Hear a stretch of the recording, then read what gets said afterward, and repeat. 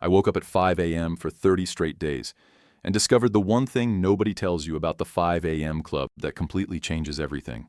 And it's not what you think. Everyone talks about waking up at 5 a.m. like it's some magical solution. Like suddenly you'll transform into this hyper-productive beast who crushes life while the rest of the world sleeps.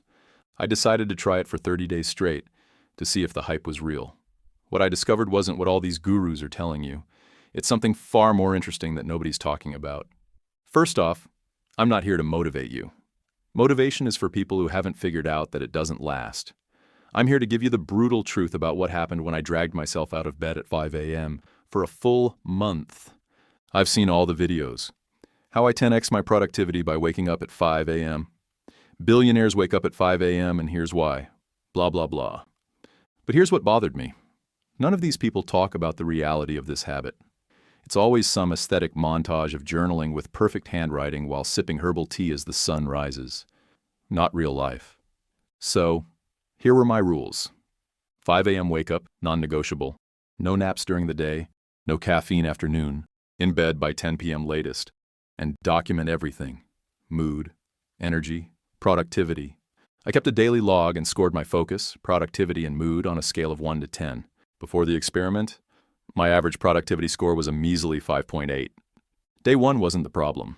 Day 1 was easy because it was exciting. It's day 4 when your body realizes this isn't just some sick joke.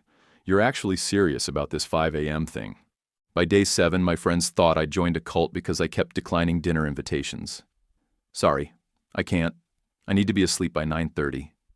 When you commit to waking up at 5 a.m., you're also committing to becoming the most boring person in your friend group. That's just math. Need 7 to 8 hours of sleep? That means you're in bed by 9 to 10 p.m. Know what happens at 9 p.m. on a Friday? Absolutely nothing. The night is just getting started for everyone else. And remember that productivity score I mentioned earlier? By this point in the experiment, you wouldn't believe what was happening to those numbers. But I'll get to that in a minute. Week 2 hit me hard. I started questioning everything. Why am I doing this? Is this actually making me better? Or am I just torturing myself because some CEO said this is the secret to success? I'd be sitting there at 5:30 a.m., forcing myself to read a book, and my brain would just be like, dude, what are we doing right now? But around day 14, something shifted. And it wasn't what I expected.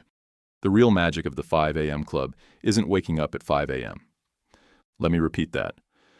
The real magic of the 5 a.m. club has almost nothing to do with waking up at 5 a.m.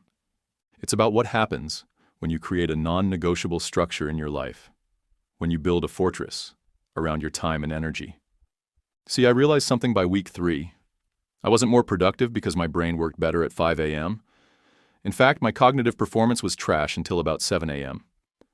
I was more productive because I had eliminated decision fatigue from my life. Think about it. When you decide that 5 a.m. is wake-up time, non-negotiable, you've just eliminated the "should I sleep more?" decision.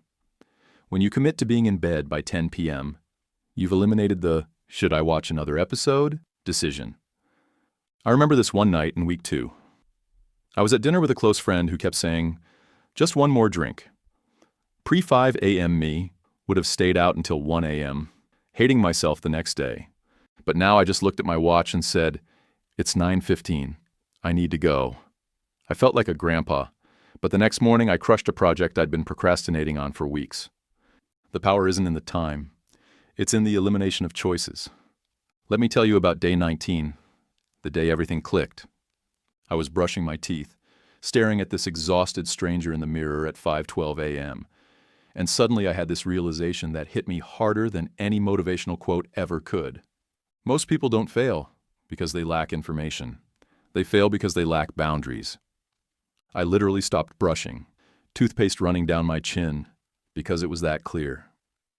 We don't need more productivity hacks. We don't need more motivation.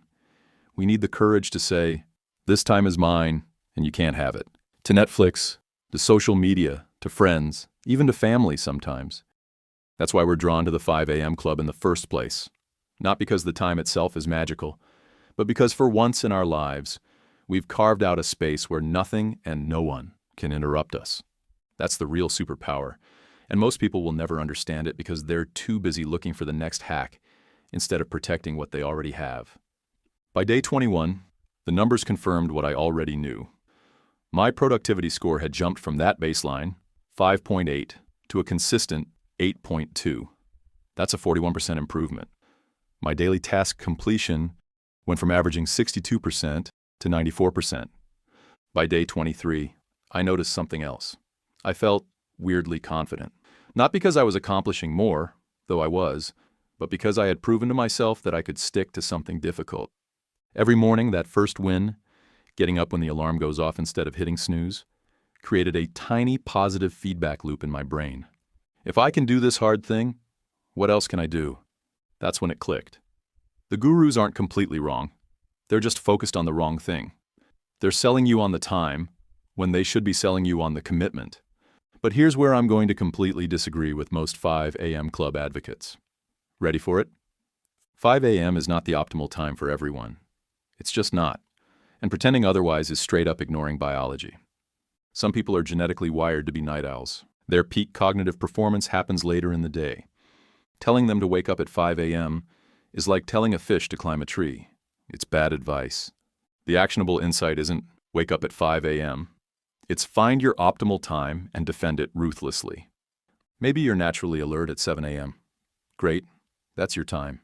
Maybe your brain does its best work at 11 p.m. Fantastic. Build your schedule around that. The key is finding your rhythm and then creating an environment where that rhythm can thrive. For 40% of the population, early mornings are torture, not an optimization strategy. Seriously, look up chronotypes if you don't believe me.